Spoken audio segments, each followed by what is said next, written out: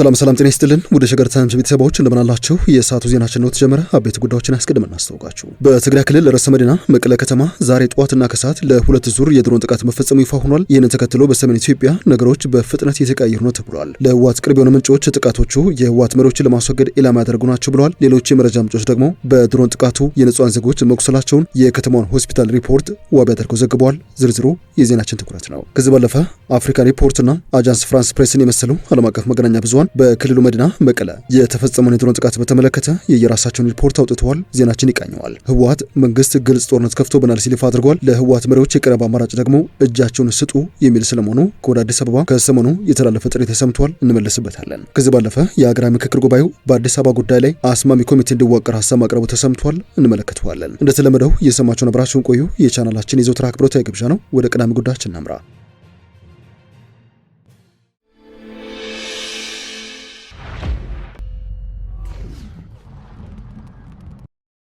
በሰሜን ኢትዮጵያ ነገሮች በፍጥነት እየተቀያየሩ ነው ተብሏል። ዛሬ ብቻ ጠዋትና ከሰዓት ለሁለት ዙር የድሮን ጥቃቶች መፈጸማቸው ይፋ ሆኗል። በመቀለ ከተማ ውስጥ ዛሬ መፈጸማቸው የተሰማ የድሮን ጥቃቶችም የህወሓት አመራሮች ላይ ኢላማ ያደረጉ ስለመሆናቸው የተለያዩ ታማኝ የመረጃ ምንጮች ይፋ አድርገዋል። ዛሬ ሁለት ጊዜ ማለትም ጠዋትና ከሰዓት የድሮን ጥቃቶች በመቀለ ከተማ ከተፈጸሙ በኋላ የተለያዩ ሪፖርቶች የወጡ የሚገኙ ሲሆን የሰው አልባ ጀቶችን ጥቃትም በተለያየ አውድ ውስጥ እያስቀመጧቸው ይገኛሉ። ለአብነት ያክል የህወሓት ወዳጅ የሚባሉ የባህር ማዶ ተንታኞች ጥቃቶቹ የህወሓት መሪዎችን ለማስወገድ ኢላማ ያላቸው ሳይሆን አይቀርም በሚል ይፋ አድርገዋል። ከዚህ ባለፈ በከተማዋ በመኖሪያ አካባቢ ተፈጸመ በተባለ የድሮን ጥቃት 13 ሰዎች የአካል ጉዳት እንደደረሰባቸው ከነዚህ መካከልም ህጻናት አሉበት ሲል የመቀለ አይደር ሆስፒታል ምንጮች ማስታወቃቸውን የዜና ምንጮች ዘግበዋል። ወጋታ ፋክት ያጣቀሰው ሆስፒታሉ በይፋ ባወጣው መግለጫ እንዳስታወቀው በጥቃቱ የቆሰሉ 13 ሰዎች ለህክምና ወደ አይደር ሆስፒታል በዛሬው ዕለት ተወስደዋል። ተጎጂዎቹ በአካባቢው ዛሬ ጠዋት 5 ሰዓት ተኩል በተፈጸመው የመጀመሪያ የድሮን ጥቃት ተጎጂዎቹ ወደ ሆስፒታሉ ደርሷል የተባለ ሲሆን የህክምናና የቀዶ ህክምና እርዳታ እየተደረገላቸው እንደሚገኝ ነው ዘገባው ያመለከተው። ይህ በእንዲህ እንዳለ መቀለ ዛሬ ለሁለተኛ ጊዜ የሰው አልባ ጀት ጥቃት እንደተፈጸመ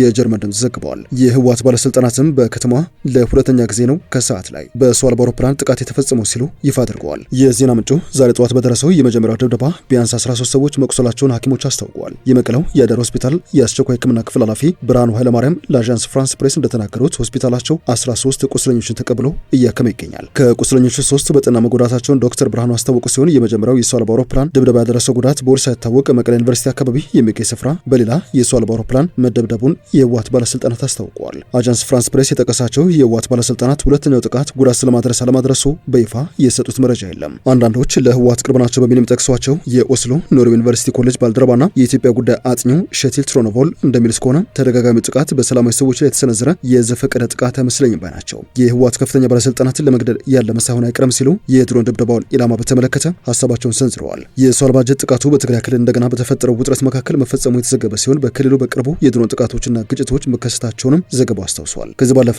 በትግራይ ክልል ርዕሰ መዲና መቀለ የመኖሪያ መንደር አካባቢ ተፈጽሟል በተባለ የድሮን ጥቃት ጉዳት ሳይደርስ አልቀረም ብለዋል አጃንስ ፍራንስ ፕሬስ እና አፍሪካ ሪፖርት በዘገባቸው። የፈረንሳይ ዜና ምንጭ አፍሪካ ሪፖርት እንደዘገበው የድሮን ጥቃቱ የተፈጸመው በክልሉ በፌዴራል መንግስትና በትግራይ ኃይሎች መካከል ውጥረት እየጨመረ በመጣበት ወቅት ነው። የህወሓት ምክትል ፕሬዝዳንት አማኑኤል አሰፋ ለአጃንስ ፍራንስ ፕሬስ እንደገለጹት የድሮን ጥቃቱ በመቀለ ከተማ በዛሬው ዕለት የተፈጸመ ነው። አማኑኤል አሰፋ ጥቃቱ የመኖሪያ አካባቢን ኢላማ ያደረገ ስለመሆኑ ገልጸው በጥቃቱ ምክንያት የደረሰው ጉዳትን በተመለከተ ግን በወቅቱ ማለትም ጥያቄ በቀረበላቸው ሰዓት ዝርዝር መረጃ የለኝም ሲሉ ምላሻቸውን ሰጥተዋል። በመቀለ ይገኛል የተባለ የኤፍፒ ጋዜጠኛ የከተማ ነዋሪዎች የድሮን ጥቃቱን ማረጋገጣቸውን የዘገበ ሲሆን ከትላንት በስቲያ ከክልሉ ርዕሰ መዲና መቀለ ከተማ አቅራቢያ ከተፈጸመው ሌላ የድሮን ጥቃት በኋላ የተከሰተ ነው ተብሏል። በወቅቱ በሰው ላይ ጉዳት ግን እንዳልደረሰ ይገመታል ብሏል የአጃንስ ፍራንስ ፕሬስ ዘጋቢ። የአፍሪካ ሪፖርት ዘገባ ሲቀጥል በትግራይ ክልል የድሮን ጥቃቶች ተፈጸሙ በሚል መዘገብ የጀመሩት በጥር ወር ገደማ ነው። በወቅቱ የህወሓት ባለስልጣናት የኢትዮጵያ ሀገር መከላከያ ሰራዊት በማዕከላዊ ትግራይ እንጥጮና ገንደብታ አቅራቢያ 2 የጭነት መኪኖችን በድሮን ደብድቧል ሲሉ መክሰሳቸውን አስታውሷል። በዚያ ጥቃትም አንድ ሹፌር መሞቱንና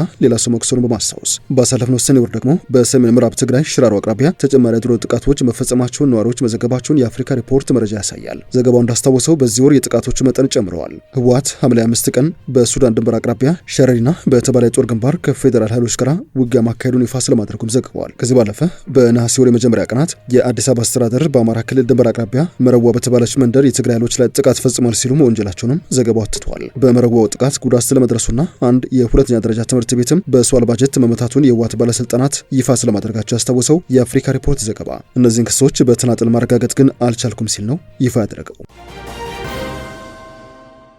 የብሔራዊ ምክክር ጉባኤው በአዲስ አበባ ጉዳይ ላይ አስማሚ ኮሚቴ እንዲዋቀር ሀሳብ ስለማቅረቡ ተሰምቷል። የኢትዮጵያ ሀገራዊ ምክክር ተሳታፊዎች በአዲስ አበባ ጉዳይ ላይ ስምምነት ላይ መድረስ አለመቻሉን ተከትሎ ጉባኤው አስማሚ ኮሚቴ እንዲዋቀር ሀሳብ አቅርበዋል። የዚህ ኮሚቴ መዋቅር ያስፈለገው አዲስ አበባ ከተማ የኦሮሚያ ክልል መቀመጫ መሆኗ በሕገ መንግስት ዋስትና እንዲሰጣት የቀረበው ሀሳብ በከፊል ተሳታፊዎች ተቀባይነት አለማግኘቱ ተከትሎ ነው። ጉዳዩን የሚያስማማው ኮሚቴ የክልል ፕሬዝዳንቶች፣ የከተማ ርዕሰ መስተዳድሮች፣ የሃይማኖት ተቋማትና ከትግራይ ክልል የተወከሉ ግለሰቦች እንደዚሁም የአገር ሽማግሌዎችን እንዲያካትት በጉባኤው ሀሳብ ቀርቧል ተብሏል። ምክትል ኮሚሽነሯ ወይዘሮ ሂሩት ገብረስላሴ 100 አባላት ያሉት የምክር ሀሳብ ቡድን በ8 አጀንዳዎች ላይ ያሰናዳው ሰነድ ዛሬ ነሐሴ 14 ቀን 2018 ዓ.ም ለ4000 ተመካካሪዎች ይቀርባል ብለው የነበረ ቢሆንም እነዚህ ተመካካሪዎች በዛሬው ውሏቸው የተጠናቀረው የመጨረሻ ምክር ሀሳብ ሰነድ ላይ ሳይቀርብ ቀርተዋል። የኮሚቴው መቋቋም ከመመሪያ ውጭ መሆኑና አለመሆኑን አስመልክቶ የልዩነት ሀሳቦች ቢነሱም አስማሚ ኮሚቴው ከአዋጅ 1265 2014 ድንጋጌዎች ጀምሮ ያሉትን አሰራሮችና የምክክር ሀሳቦች መለስ ብሎ በመመርመር አስማሚ ሀሳብ እንዲያቀርብ አቅጣጫ ተቀምጧል የተባለው።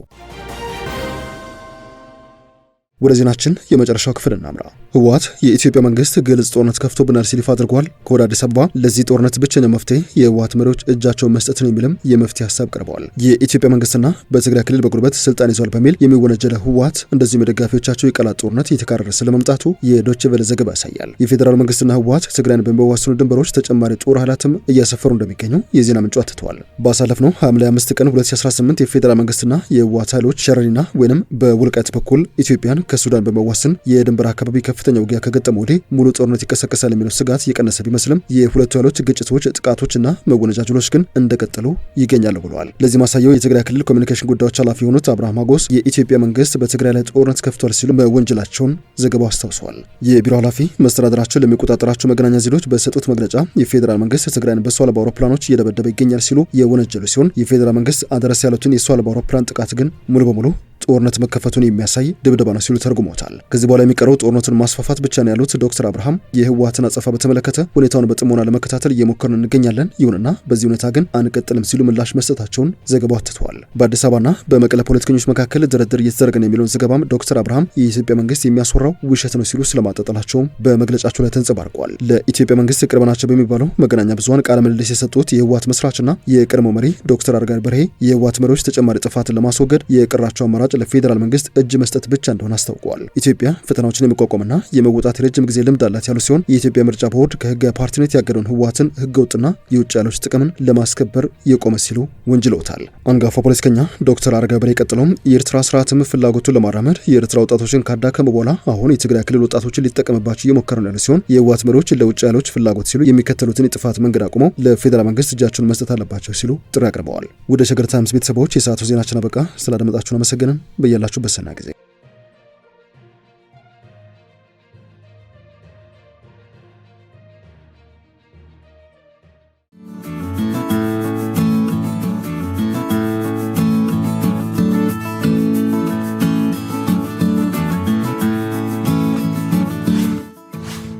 ሸገር ታይምስ ሚዲያን ሰብስክራይብ በማድረግና ደወሉን በመጫን ይከተሉን።